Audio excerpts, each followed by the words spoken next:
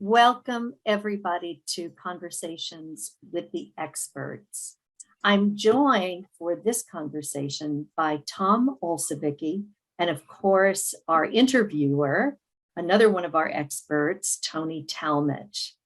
We really hope that this series will be helpful to those who are facing total laryngectomy surgery and to those who have had the surgery who may be struggling. We hope that this series is uplifting and lets you clearly see that there is life after total laryngectomy, and it's a good one. So, gentlemen, I will turn it over to you. Well, thank you very much, Corinne. As always, you're the best. Anyway, well, Tom, it's been a long time no see, my friend. It's good to be honored here to give you some questions. So that I'm sure you'll be able to answer very, very well. My first No, I question, don't know. yes. Anyway, my first question to you, my friend, is will you tell me about your journey to diagnosis to recovery? Sure. I have wrote down my timeline, so I'll be referring to it so I don't miss anything. But I woke up one morning in May of 2006, and I was hoarse, much like I'd been to a game and was screaming. And then the next day, my voice was not the same. I had no problems, no swallowing problems, no pain, and certainly no breathing problems.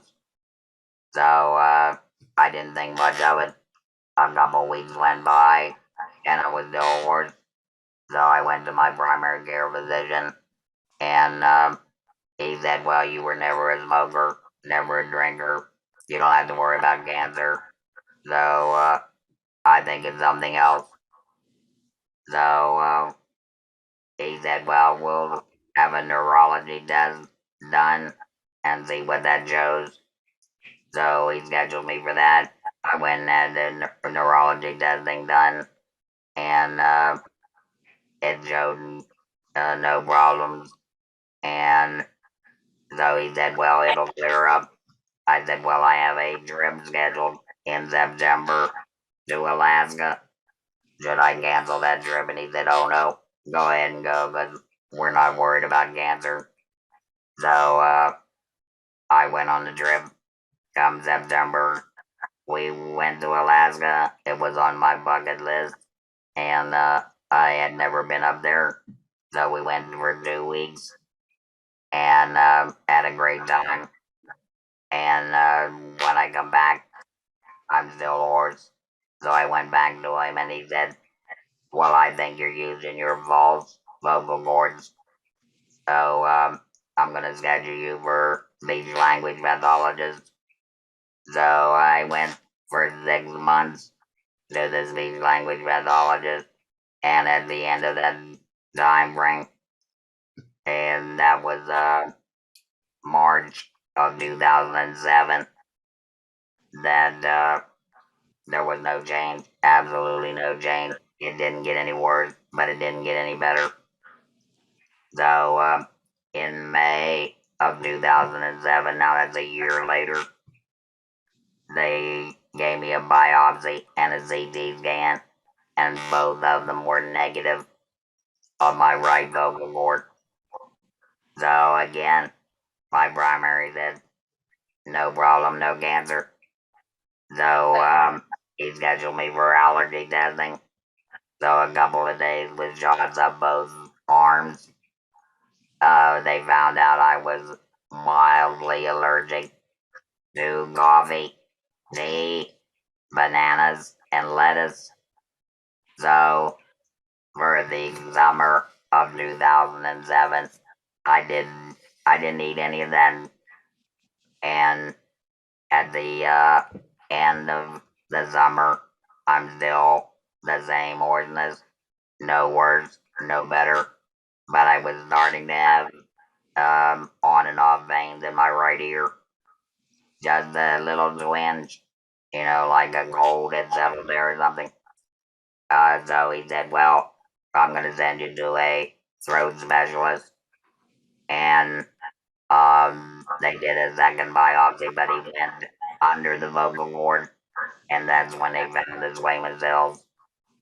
So in September through October, they gave me a 92% chance that the radiation would correct what was wrong with what was the correct spot that was under my vocal cord. And so at 92%, I had to take that chance because I certainly didn't want to lose my voice. Exactly. But now that was in September and October.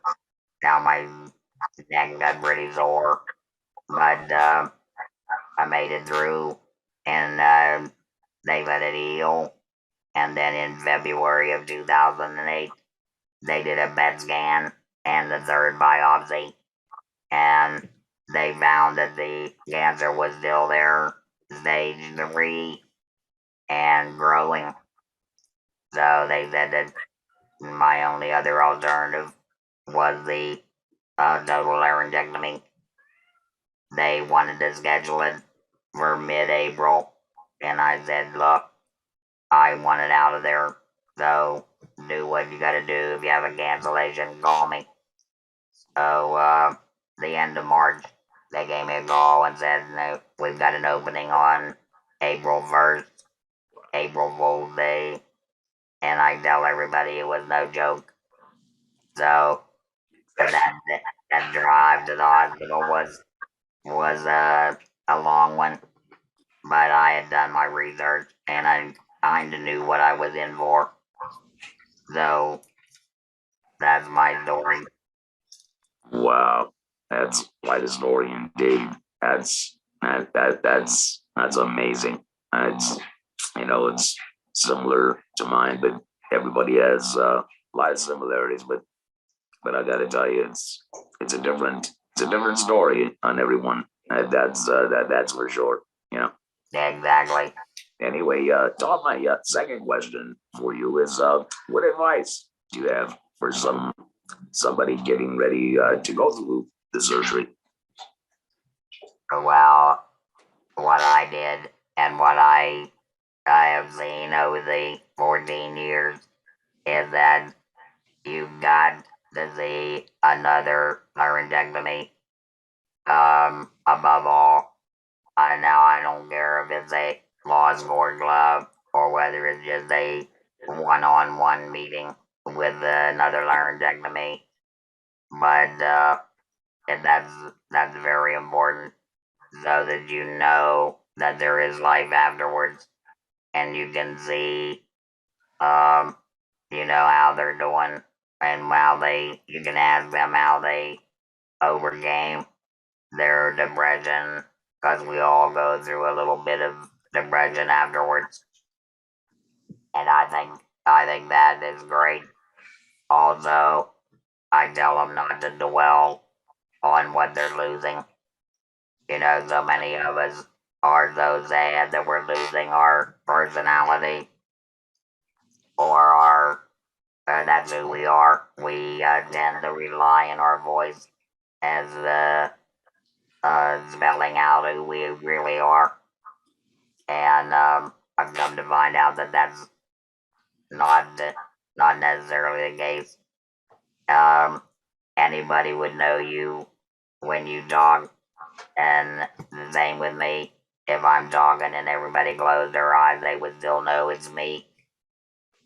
And then the last thing I tell them is to choose the voice that they want. I think it's all important that you talk it over with your doctor and do your own work. Know what you're going to get. I know when I first asked the question, how was I going to talk?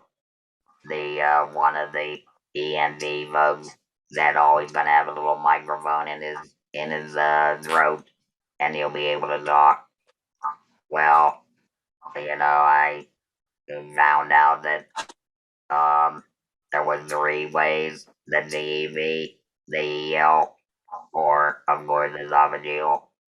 And so I chose which one I wanted it to be because I heard a guy in the club that I went to talking with an EL, with a tree zone, as a matter of fact. And I said if I can sound half as good as him, then that's the way I want to go. I talked it over with my doctor, my surgeon, that is, and he said, fine, we won't do a primary puncture. So, he was very receptive to what I wanted, and I was glad of it. Now, do you have any advice for any caregivers out there? Um, Caregivers, well, yes, I always want them to be with the laryngectomy because there's going to be times when that individual is going to be frustrated initially, and he may get a little rough in trying to talk or trying to get his point across, and the one he's going to take it out on is, of course, his spouse or the one closest to him.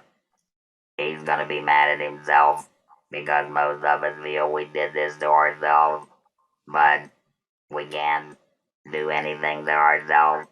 So do we take it out on the one next door, the next to us? And yeah, I warn every spouse or girlfriend or boyfriend that it's gonna happen. That's right. Now, what do you want the medical professionals beginning to work with laryngectomies to know? Well, right now we're having a lot of discussion on making sure that we're not confused with a Drake patient. Drake patients and laryngectomies are totally different, but the medical community seems to look at us as if we still have the ability to breathe through our nose and mouth. They don't realize that it's only a food tube, and that they have to treat us a little different, especially with applying oxygen. And if I may, let me tell you what I did. We always telling people to be their own advocate. Well, I had hip surgery 3 years ago, and I went to the hospital prior re-surgery, and they said they were telling us what they were going to do every step of the way. But many times I'd raise my hand and say, what are you going to do with me? And I got, oh, we're not sure right now. But we'll know on the day of surgery.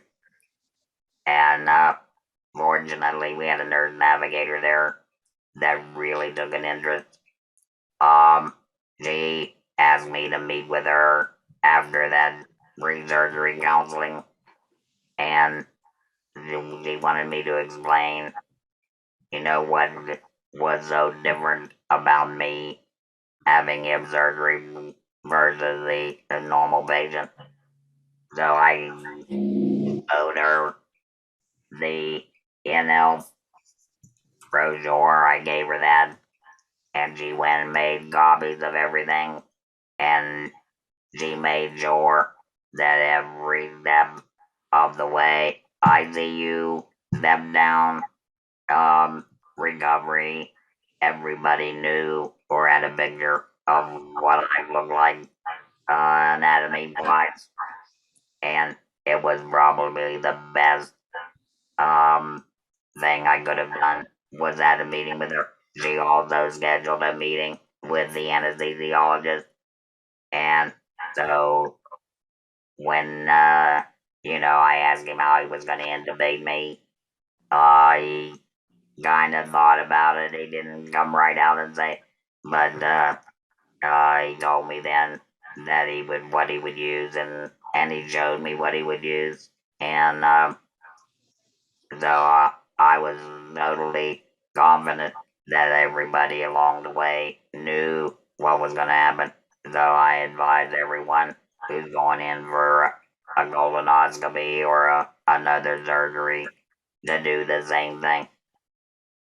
Yeah, I did exactly the same thing. I made sure that they knew what they were dealing with before I went in, and yeah, it's extremely safe to be able to do so. That's for sure.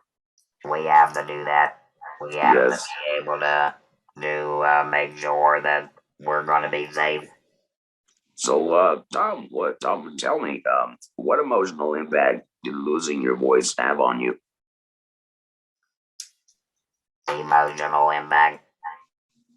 Is that what you said? Um, Yes.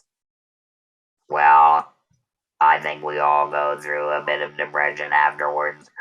Um, Especially when we have to write everything, and right after surgery, we can't express ourselves, and only writing, um, it, it really can get you down. But, I think when you tell people that they're not going to be able to talk right away, but they are going to get a voice, I think that relieves a lot of the tension that they feel when they wake up, and they can they can say that might not be able to talk today, but I will have a voice in a couple of days, and that can get them through that rough spot. Well, here's an interesting question. I'm really anxious to hear what you have to say about what have you learned about yourself because of this experience. Well, I I was fortunate that I had an SLP that saw something in me that I didn't know was there, and I'm still wondering what she saw. But she said you need to start a law school club. Now I was 20 years in the military, and normally a military background doesn't that do well with the civilian way of doing things. And so I told her that I don't think that I'm a good fit, and I really tried to talk her out of it. But she said, I really hope that you decide to do it. And so I looked around and I said, the nearest club to us was 40 miles away, and there was 60 of us in the area. And I said, I'm not seeing any of those folks at that club 40 miles away. So maybe we do need a club and in our area. So I started. I said, well, if it doesn't work, we're no worse off. And I started with me and one other laryngectomy, and my wife and the SLV, and we've grown steadily from that first time, and that was 13 years ago. So we lose some, we gain some. I still am trying to get all 60 of them at the meeting at the same time. I haven't done that yet, but I'm not gonna give up. You're amazing, my friend. You're amazing. I see it. I see it every week. That's for sure. So yes, indeed. Well, not that this next question is going to impact you in any way, but I still would like to know what you have to say about it. And did being a laryngectomy actually impact your job in any way, shape, or form? Well, I had retired from the service in 1985, and then I retired from the Newport News Shipbuilding as a nuclear technician in 2005. And then, as you heard earlier, my surgery wasn't until 2008. So it didn't impact my job. However, um, it did give me a purpose. Um, Starting the club, too many times people go through life and they wonder why they're here. You know, what purpose did I serve in my life? Well, I have a purpose now. You know, I've met some great people. I've helped many people. Um, and it wouldn't have happened unless I had the laryngectomy. You know, So I I share now that know. with you, I share I that now with you. know what my Yes, purpose is. exactly. I do know exactly what it is. So I thoroughly understand where you're coming from about that for sure. I know you would feel Yeah, the same thing. yes, indeed I do.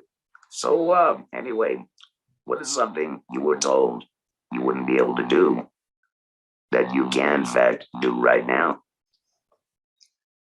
Well, I was told a lot of things that I think some people have difficulty with it. But over the years, I've learned that if you have the will to do it, you're going to do it. You're going to find a way to do it. And so I tell new laryngectomies or new agents that are about to have their surgery that they got to think about what is important in their lives. And if they want to do something, don't listen to someone who says you got to sell your boat because you can never go out on the water. Um, you can't do woodworking anymore. And I was told that the woodworking is out because of the dust. Grass cutting was probably not going to happen because of the falling.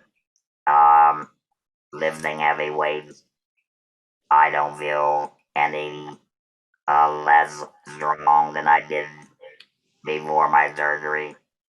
Um, and of course, vision. They say, don't, get rid of your vision balls. You don't want to go near the water. That's not so. Now you got to be more careful in a lot of those things, but you can do it. Yes, absolutely. Again, now for the last and final question for this evening, um,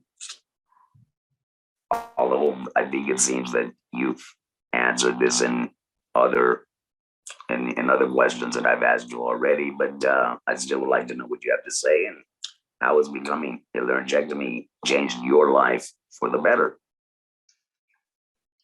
Well, I can list a whole bunch of things, but I'll try to keep it short. First of all, my wife likes the fact that I don't snore anymore. That's a biggie. Um, I haven't had a cold. I haven't had a cold in 14 years now. So that's really a positive. I can't joke. Um, there's no way I'm gonna need the Heimlich maneuver. So that's a positive. I I can't yell, although my wife seems to know when I'm dissatisfied.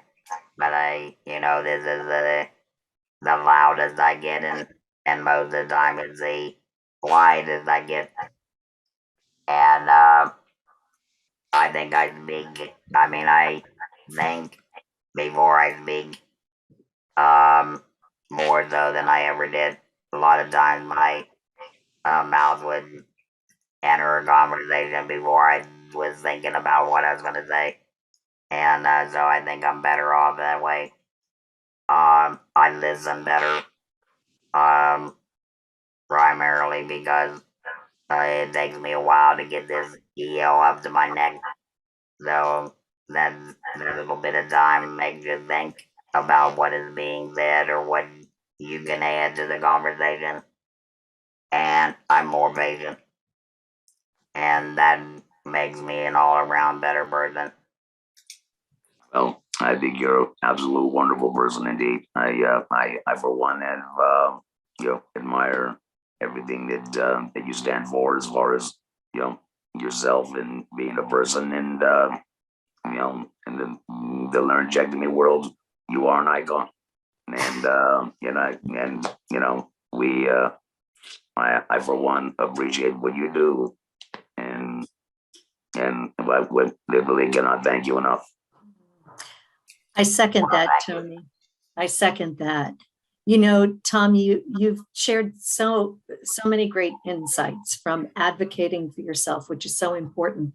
You know, I get asked that all the time. How do we change the medical community? How do we make them aware that you breathe differently? And it's one medical professional at a time, isn't it?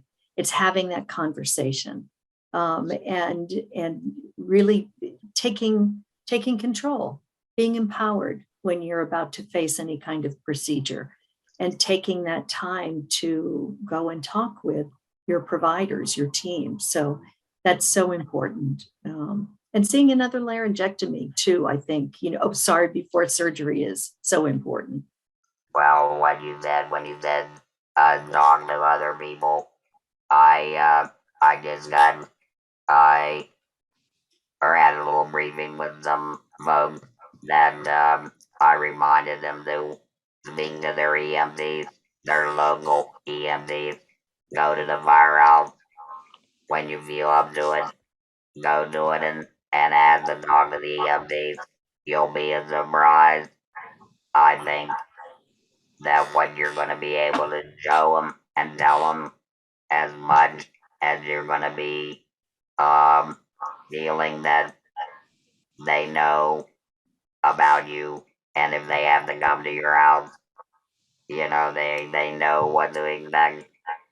I found that they like talking to you when you're vertical. They don't like talking, or they don't like finding you horizontal and then trying to find out about you. Yes, absolutely. Well, I can't thank you enough for participating in this series. And you know, you said that your speech pathologist saw something in you that you didn't see. She's a pretty smart cookie. And speech pathologists, you know, we have we're good at diagnosing speech, and we're also a good judge of character too. So she hit the nail on the head. Yes, and you're top of the line too. So it's cream of the crop. There you go. So, Thank you so much. All right. Well, thank you so much. And we'll see you next time during our next conversation. Take care, everybody. well, it's been an honor, and thank you very much.